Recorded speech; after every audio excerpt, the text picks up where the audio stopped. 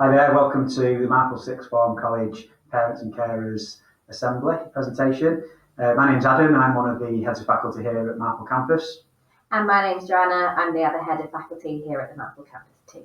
So the aims of the presentation today are really to welcome parents and carers at the start of the journey of us working together, to introduce key people like myself and Joanna and lots of other key people at the college. We're going to talk you through what the students can expect during their time at college and how we want to work with parents to ensure that they are successful during their time here. We'll be talking about the key to student success and how we really support our students at college.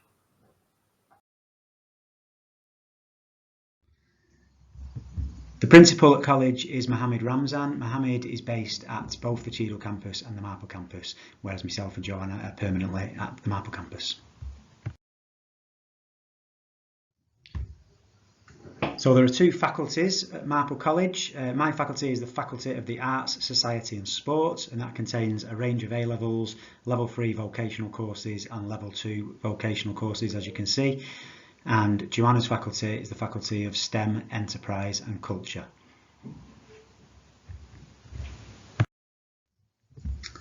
We are really proud of our exam results over the last few years at Marple College, and last year was no exception. The pass rate for A-levels was 100% and our A-star to B high grades was 57.8%. We also continue to have outstanding results in our level 3 vocational courses such as BTEC extended diplomas. Again, 100% pass rate on these last year and 67% of our students getting triple distinction star to triple distinction. In this section, I'm going to talk you through teaching, learning and assessment at college, the expectations that we have on both our students and our teachers, and the experience that your sons and daughters will get here. So we are really proud of our teachers at college. All of them are subject experts. Many are examiners or moderators for exam boards, which really gives them a good insight into what is required in exams and assignments. All at the forefront of pedagogy and teaching, learning and assessment development. We do a lot of work with our teachers on continued professional development. Our teachers provide lots of additional support for students and really get to know the students as individuals. So what do we expect in lessons? First of all, we expect students to be working hard all the time. They come to college to work hard, and we expect that in lessons. Students are expected to think hard, to engage in materials and to be active learners all the time. There'll be lots of assessment of learning. I'll talk you through a formal assessment calendar that we have at college, but there is an expectation that assessment takes place in every lesson that students experience. Lots of varied teaching and learning activities, and the opportunity for students obviously to work with each other, work with their peers to help each other develop. The learning that takes place outside of lessons and the independent learning that students undertake becomes a significant factor in student success at college. We expect our students to constantly prepare for lessons. We expect them to be consolidating their learning throughout their time at college, and we expect them to be accessing the learning materials and resources that we make available to them. In terms of assessment, currently the students are in the induction period, and during this 3 to 4 week period they experience a lot of induction assessments that's testing them early in the programme and ensuring that they have the requirements to be successful in their chosen subjects. As I mentioned before, every lesson will contain low stakes assessments to constantly monitor how students are performing and progressing and to be able to provide feedback to students. And we also have a formal assessment in A-levels and GCSEs every half term. For every formal assessment they get, the students get extensive feedback from the teachers. We look at mark schemes, they have the opportunity to improve work, and then between the teacher and the individual they set SMART targets to improve their performance. Any student who slips below their target grade we work closely with to ensure that they are able to improve through intervention strategies. Another crucial ingredient of a successful student is their attendance. We do pay particular attention to attendance at college, and the expectation is that they are here 100% of the time. Any absences that can't be avoided must be verified, ideally by your parent, using the absence line. Tutors and teachers constantly monitor attendance on a weekly basis. Registers are still taken in all classes, and if a student does have an unauthorised absence, then text messages are sent out each day to inform parents of the absences. We pride ourselves at Marple College in the excellent pastoral support that we provide to our students. All of our staff are dedicated to student success as an outcome. Some particularly important people are the house monitors, who I'll mention again in a little bit further along. They have a key role in the pastoral side of the education here. We also have a safeguarding and wellbeing team who are available for students. We have a dedicated learning support team based at college, and Cal Walker is the head of learning support. So what type of support is provided by the learning support team? First of all, it's information sharing, so that our teachers are aware of any students that might have particular needs and the strategies that they can make sure are in place to enable those students to make good progress. There is a quiet base room on the second floor that those students can access for support. Those students are offered weekly one-to-one support sessions, which is out of class during their free periods. They're also offered the opportunity to go for drop-in support, and students are also supported in class through our learning support assistants. We also have a wellbeing team based at the college, so some of the key people there, Guy Bernard is the head of inclusion and the designated teacher for looked after young people, and we have Mike Taylor, the wellbeing mentor, and Sandra Dunn is health and wellbeing mentor. We also have an excellent number of peer mentors who are our students, who do a fantastic job around college in supporting students. So what type of support is offered from our wellbeing team? Again, regular meetings with the specialist learning mentors, which really can prove really helpful in students, giving students strategies to improve their mental health and overall well-being. Obviously advice and guidance to support them. Lots of support and access to other services outside of college that might be able to help those young people, and advice on any medical needs and health related issues if required. We have a house system at Marple College, so there are 3 houses here: Ridge House, Willows House and Woodville House, and the house system is how we put together our pastoral programme. So there are 3 key people who are our house monitors. Leslie Williams is the house monitor for Ridge House, Hayley Griffiths is the house monitor for Willows, and Beverly Ayres is the house monitor for Woodville House. You'll know what house your son or daughter is in based on the colour of their lanyard: blue for Ridge, green for Willows and red for Woodville. Although our students at college are now young adults and becoming more independent learners, we believe strongly that parents still play a key role in the success that they experience. So we believe in a three-way partnership between us, the college, yourselves, the parents, and the students. Making the transition from school to college can be particularly difficult for some students, none more so than in this year of all years where they've been out of education for 6 months. So we have a programme that allows the students to gradually make that transition and get used to what college is all about and how they have to work here.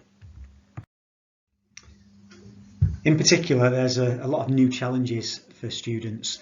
The first one is independence. You'll see on the timetables that they do get a lot of free periods, and how students go about using those free periods is really, really vital for their success. Motivation, they need a lot of self-motivation. The teachers will constantly be providing motivation, but that also needs to come from the student themselves during their independent work and ensuring they are doing the required amount to succeed. Resilience, college won't be easy. There'll be lots of challenges along the way, studying new subjects and lots of homework, as I've said, and the challenge of being successful in assignments and coursework and exams. So students need to show resilience at all times and perseverance to overcome obstacles. Time management, absolutely crucial. How students use those free periods, as I said, becomes a key ingredient, and organisation, making sure that they are constantly on top of their work. They know what homework they have to do, they know what the challenges are, they know what their strengths and weaknesses are, really keeping themselves organised throughout the course. However, as I said, parents and guardians still play a vital role in this success. So I'm going to talk now about how we believe you can still have a really important input. So how can you support them in getting motivated? First of all, help them to create a vision and a long-term goal. What we find is those students who come to college and very quickly know where it's taking them and know what they want to do at the end of those 2 or 3 years are the ones who are the most motivated, the ones who have the desire, constantly do what's required of them and go above and beyond. So developing that goal is really, really important. We do a lot of work on that with the students in our tutorial programme, but again, as a parent, that's something that you can contribute by talking to them and helping them to research the progression opportunities. The three main options for our students are university, apprenticeships or employment. So again, students quickly sort of having a look at the different options and deciding what they think is going to be the best option for them can be really helpful. In terms of time management and how you can support that, first thing is help them to create a revision timetable. We do a lot of work with our students on this in tutorials and subjects, and the expectation is that they're using their time effectively and doing what's required of them. So work with them on that and check that they've got a revision timetable, help them to get out of bed and make sure they're attending college. As a parent also, to understand the time commitment that is required. They're only physically in lessons for approximately 13 to 14 hours a week, so it doesn't seem like a lot when we compare that with school. However, the amount of homework that they have and the work that they'll be doing will equate to a lot more than the 14 hours. So it's an understanding that, that this is their full-time job. So can they have part-time jobs? We encourage that. It's good for their personal development, obviously, but again, to just appreciate that college is their priority, and if they do pick up any part-time work, to try and keep that to a maximum of 10 hours per week. In terms of helping them to create good study habits, things that you can do, get them to teach you, ask them about the learning and what they've been experiencing in their subjects. Encourage them to have a study space at home, a place where they can get a bit of peace and quiet and can avoid distractions and get their work done to the appropriate standard.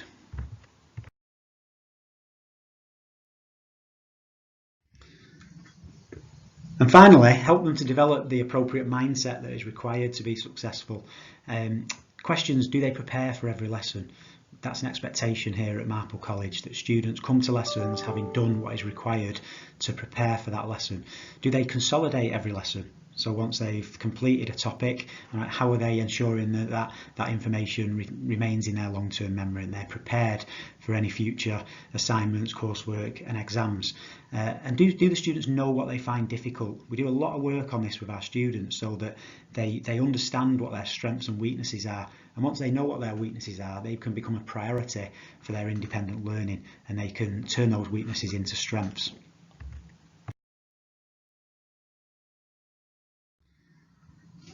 We have an initiative at college called DIALA, that stands for Directed Independent Learning Activities. This is primarily for our A-level students to ensure that they are fully prepared for their final exams at the end of the 2 years. As you'll see, it follows a flight path. So currently we're in half term 1 of year 12, and our teachers will be setting up to 2 hours of directed homework every week per subject. And as you see, as we go through the year, there are gradual increases to that. So once we get post-Christmas, that will increase. So they'll be being set 3 hours of homework per week. And this is the minimum we expect from the students. When they get into year 13, and they're obviously getting closer to the final exams, that increases up to 8 hours per week when we get to the final half term. So this is what we will be expecting of our teachers, this is what we expect of our students, and this is how we get the excellent results that we do. So lots of directed homework that students are required to complete, which is constantly being checked and monitored by teachers. Adam's touched on a range of our different initiatives that have led to student success. So I'm just going to share with you now some of our celebrations and the destinations of our students. At the Marple Sixth Form College, 60% of our students progress to higher education.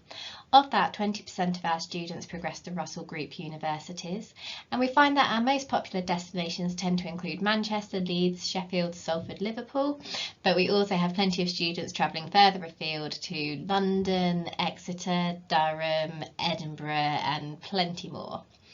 15% of our students progress on to apprenticeships. Some of those have incorporated degrees as part of those training courses, and 18% progress directly on to employment. Over 50% of our vocational courses progress to a higher education. That's twice the national average. I'm going to go through some of the key features of Parent Portal now.